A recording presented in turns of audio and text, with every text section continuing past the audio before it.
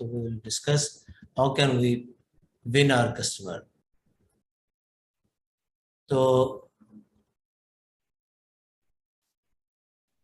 सबसे पहले इसके लिए हमें अपनी डिटेलिंग प्रिपेयर करें। जब डिटेलिंग हमारी प्रिपेयर्ड होगी तो डेफिनेटली हम उसे मौके तलाश करेंगे किस तरह इसे यूज किया जाए। तो डिटेलिंग प्रिपेयर करने के लिए इसमें लिटरेचर विद एडवाइस थीम, जो पहला पेज आमतौर पर जिस पर कोई पिक्टोरियल व्यू दिया जाता है, वहां से स्टार्ट करके उसको थीम को यूटिलाइज करते हुए अपनी प्रोडक्ट को के की पॉइंट्स डिस्कस करने होते हैं। तो इसको हम वेल प्रिपेयर्ड होना चाहिए, हर वक्त हमें तैयार होना चाहिए कि किस वक्त जब तैयारी होगी तो अच्छे तरीके से यूज किया जा सकता है।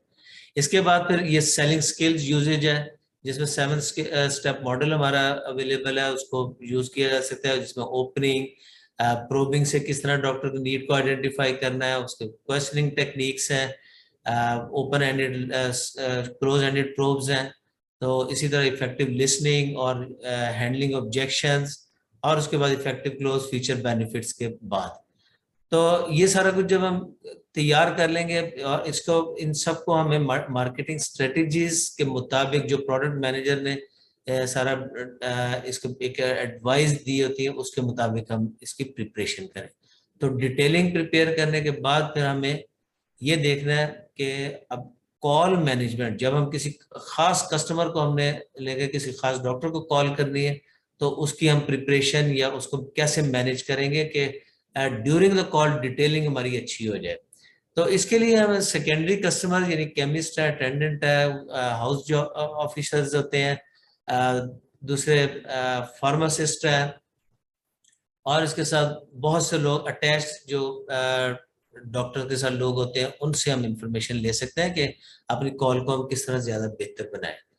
इसी तरह केमिस्ट कॉल है, केमिस्ट कॉल खास तौर पर जब जिस वक्त हम स्टार्ट में डे प्रैक्टिस करते हैं, हम जिस दिन जाते हैं तो वहां पर अगर 9-10 बजे 9:30-10 बजे डॉक्टर्स मिलना शुरू होते हैं, तो हमें चाहिए 8:30-9 बजे के आधे पौने घंटे के लिए हम केमिस्ट कॉल करें।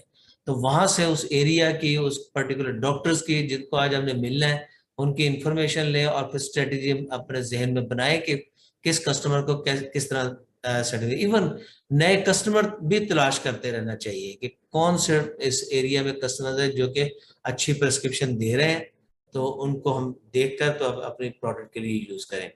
तो इसके साथ फिर ओपनिंग, अच्छी ओपनिंग टेक्निक्स हैं, उसको आप यूज करें। ओपनिंग टेक्निक्स में मैं यही कहूंगा कि एक जाते ही अपनी प्रोडक्ट की बात शुरू कर दें तो डॉक्टर थोड़ा नाराज अगर ना भी हो तो वो ये कहते हैं कि आई नो दिस प्रोडक्ट, आगे बात करें किसी चीज में। तो वहां पर हमें एक इम्पैक्टफुल ओपनिंग से स्टार्ट करना चाहिए। अब इम्पैक्टफुल ओपनिंग क्या होती है, हमने देखना कोई अच्छा, कोई जानदार किस्म की स्टेटमेंट, किसी कोई न्यूज में कोई आजकल कोई डिजीज से मुतालिक या उस प्रोडक्ट के मुतालिक या उस ग्रुप के मुताबिक कोई चीज आ रही है, तो उसको हमें स्टार्टिंग पॉइंट लेकर तो आगे स्टोरी बिल्ड करनी चाहिए।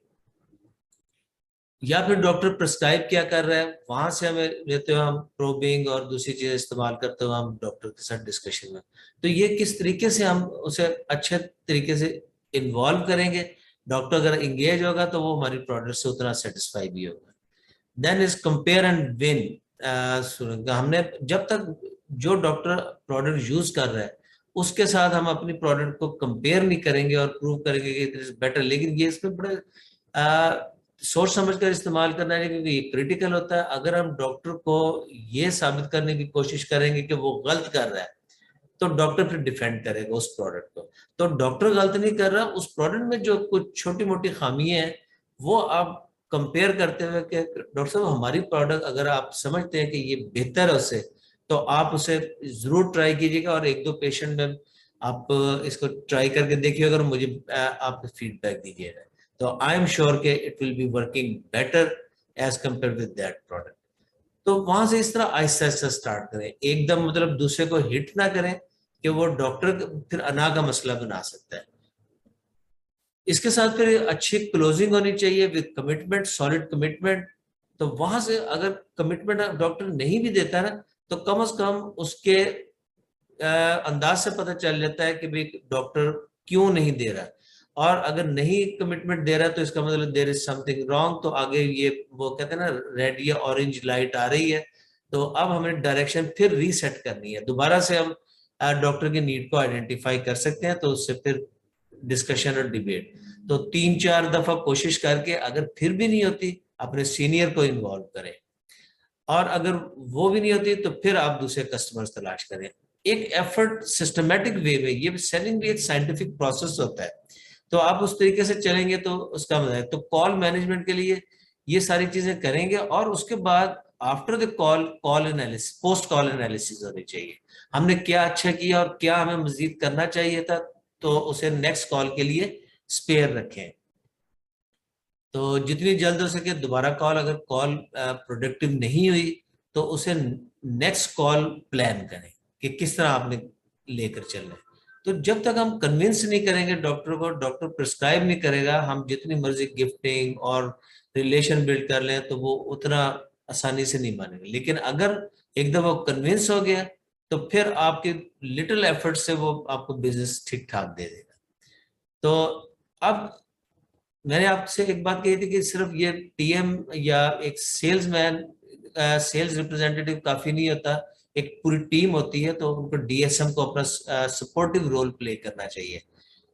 एनालिसिस और प्लानिंग तो टीएम और डीएसएम दोनों के लिए इंपॉर्टेंट होती है, लेकिन डीएसएम की प्लानिंग जो है वो ज्यादा इंपॉर्टेंट होती है। After analysing the situation, market क्या सिचुएशन है, कॉम्पिटिटिव सिचुएशन क्या है, कस्टमर का प्रोफाइल क्या है, तो ये सारी स्वॉट analysis, स्वॉट means strengths, weaknesses, opportunities and threats, इनको देखते हुए प्लान करना चाहिए। तो स्ट्रेटेजी प्लान करें, उसको फिर टैक्टिक्स में ट्रांसलेट करें, छोटे छोटे टैक्टिक्स यूज करते हुए डॉक्टर को कन्विंस करने की कोशिश करें।